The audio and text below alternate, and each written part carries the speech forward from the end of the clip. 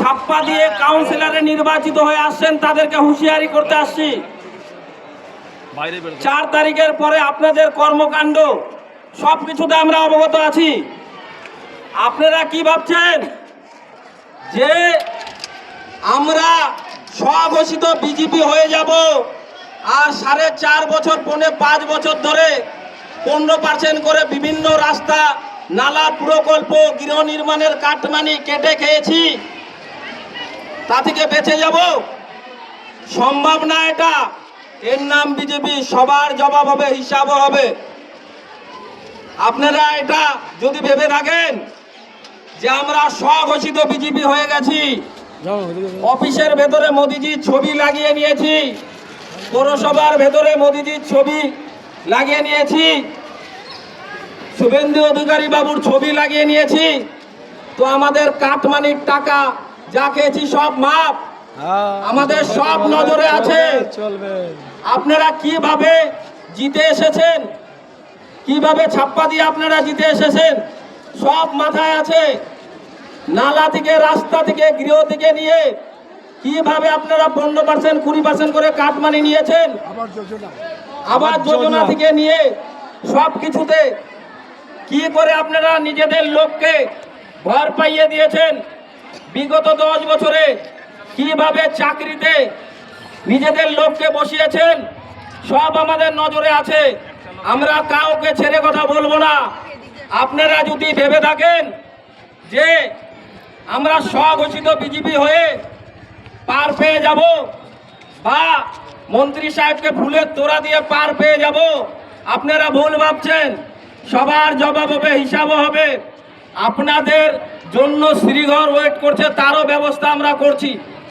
আমাদের মাননীয় রাজ্য সভাপতি পরিষ্কার বলে দিয়েছে, টিএমসির চোর দালাল, তাদের ভারতীয় জনতা পার্টিতে কোনো জায়গা নেই। আপনারা যদি স্বঘোষিত বিজেপি হয়ে ভেবে থাকেন যে বিজেপি থেকে আমাদের সব পাপ মুক্ত হবে, তো কোনোদিনই হবে না। এখনো সময় আছে।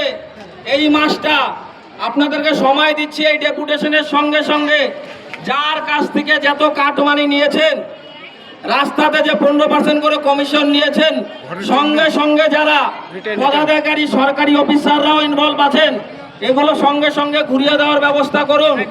তার সঙ্গে সঙ্গে ডালকোলা মিউনিসিপ্যালিটির সঙ্গে সঙ্গে করণদিঘি বিধানসভার বিভিন্ন প্রকল্প, বিভিন্ন রাস্তা যেগুলোর কাজ সম্পূর্ণ হয়নি, কিন্তু আপনারা কাগজ কলমে সম্পূর্ণ দেখিয়ে বিল পাস করিয়েছেন, এগুলো ফটাফট এই মাসের মধ্যে কমপ্লিট করার ব্যবস্থা করুন। তাছাড়া আপনাদের জায়গা হবে রায়গঞ্জ অথবা ইসলামপুর, শ্রীগড়ে আপনাদের জন্য ব্যবস্থা হচ্ছে।